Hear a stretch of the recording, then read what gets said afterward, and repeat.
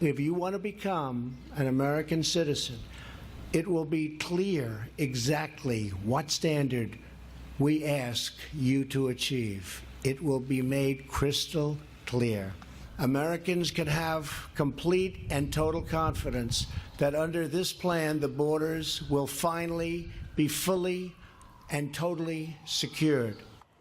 That was President Trump earlier today rolling out his new plan to fix the crisis at the border. He wants more skilled workers, a higher percentage of highly skilled workers coming in compared to what we have now. Everybody's got to learn English, he says. Everyone has to pass a civics test. He says that will make the country as a whole stronger.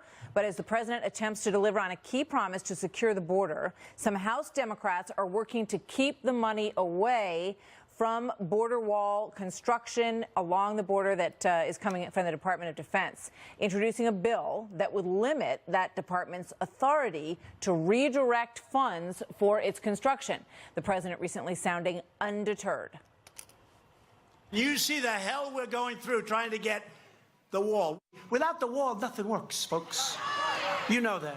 So we're going to have over 400 miles of wall built. It's already, much of it's already started, by the end of next year. And we'll conclude it pretty shortly thereafter. We'll have the whole thing sealed up, and it'll be a lot easier. Here now, one of the Democratic lawmakers who put forth that new bill, Congressman John Garamendi, chairman of the House Armed Services Readiness Subcommittee. Congressman, thank you for being here tonight. Good to have you. With you. Yeah, I want to start with you by playing this from Jay Johnson, who was the Department of Homeland Security chief under President Obama. Watch this. We had 100,000 apprehensions or encounters in the month of March and another 100,000 in the month of April. It's the highest it's been in 12 years. And to think of it this way, that is the equivalent of the population of the city of Orlando, Florida, showing up on our southern border in the course of 2 months. That creates a crisis. What do you say to that? And, you know, why is it a good idea to prevent the money that is going to help to secure the wall and to fix the areas that are broken where people get through? It's a matter of choices. It's a matter of priorities.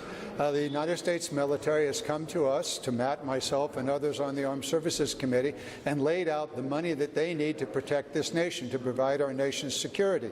That money is in everything from readiness, the ability of the military to operate, to have fuel, to have the other armaments, including munitions that they need, as well as military construction programs that have all been vetted and found to be of absolutely essential to do.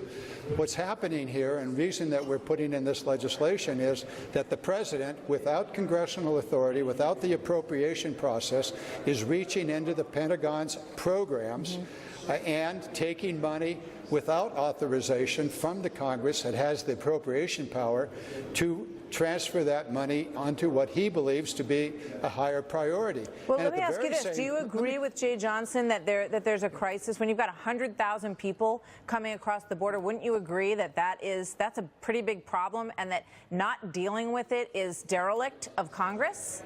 Well, the Congress did deal with it. We passed legislation that was $1.2 billion. That was for border security, all different pieces of that. And the president signed that, and then he went ahead and issued his emergency. But at this moment, the president, the Department of Defense tells us that we have to put into the Persian Gulf an aircraft carrier, a contingent of Marines and B-52 bombers, because there is a crisis in the Persian Gulf. That's what the military is for. The military money was appropriated for the purpose of protecting this nation from all kinds of threats. And here the president has decided that his border wall is more important than all of these other activities that the military is engaged in today. Do you think it's unimportant? Here's what I don't get. What's going on is not working, right? So, you know, if you try to drain the reallocation that is to fix it, I just want to know what your substitute is, because the money that has been allocated is not enough to secure the border. Well, there is a process called the normal budgeting and appropriations process.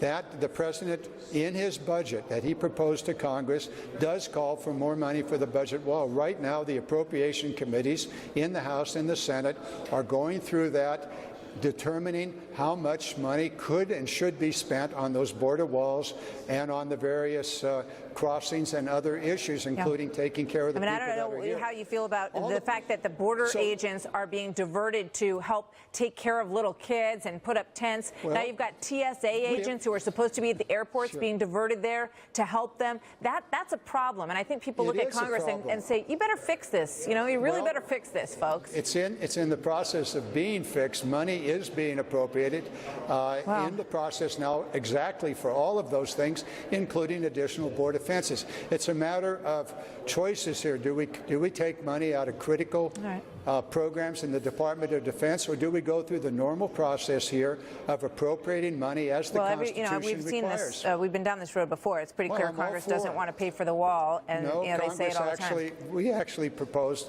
3 years ago $25 billion for this purposes. That fell Then how come you didn't reauthorize that same amount later?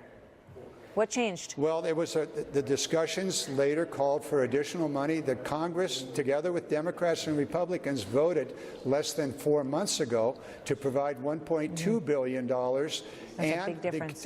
Well, yes, it is. I agree there is a problem on the border, no doubt about it. What I'm saying is don't take the money out of the military to solve that problem. All right. Well, it's got to come from somewhere. For the military. All right. Thank you very much. I'm going to get to Congressman Gates now. Thank you very much, John Garamendi.